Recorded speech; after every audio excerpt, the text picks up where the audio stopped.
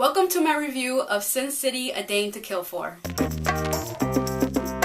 Sin City: A Dame to Kill For is directed by Frank Miller, Robert Rodriguez. It stars Jessica Alba, Josh Brolin, Mickey Rourke, Joseph Gordon-Levitt, Eva Green, and a bunch of other very talented actors and actresses whose names I can't remember right now. Now, the premise of this story is basically about Sin City. Sin City is the main character, and it's basically telling the story of these individual characters and all the sinful things that they do in this city that at the same time is sinful, but it's also some good deeds that they're also doing at the same time. It's a very, very complex city of people and crimes and just craziness. Now, going into this movie, I had somewhat high expectations because I really enjoyed the first Sin City.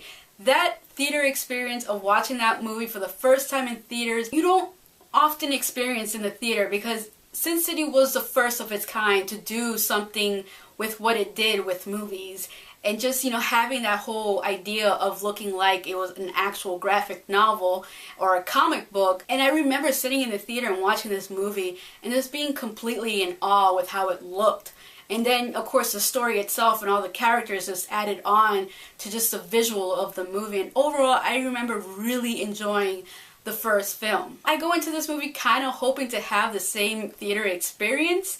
And to be completely honest, it wasn't as good as the first film, unfortunately. There was a lot of misses in this film, a lot of confusion for me while watching this movie, because I went into this movie thinking it was a sequel to the first film, but while watching the movie, I wasn't sure if it was a sequel or a prequel, or it was taking place during the first movie with side stories that related to the first film. Like, I was a little confused with what was going on in the movie. And I've never read any of the graphic novels to Sin City, and this is probably something that's hindering me. There was a lot of things in the film that confused me when it came to the timeline of when did certain stories in this movie take place. And it also didn't help that the actor that played Dwight in the first movie wasn't Dwight in the second film.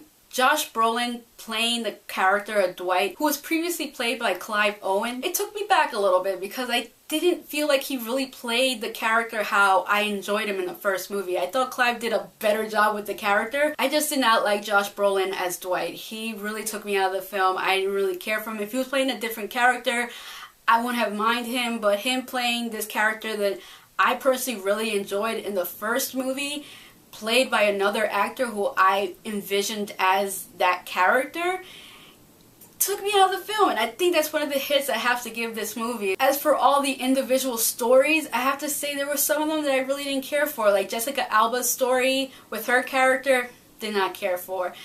Dwight's storyline was okay to a certain point because Eva Green's character was one of the main characters within his own story. She played a really good villain in this movie. One of the stories that I really enjoyed was Joseph Gordon-Levitt's story with his character. And he had some great scenes in the movie. There were some scenes that were very tense with that character, and it was very short-lived, and it was kind of disappointing how quickly he came and went in the film. So I was kind of hoping to see more of him over everybody else.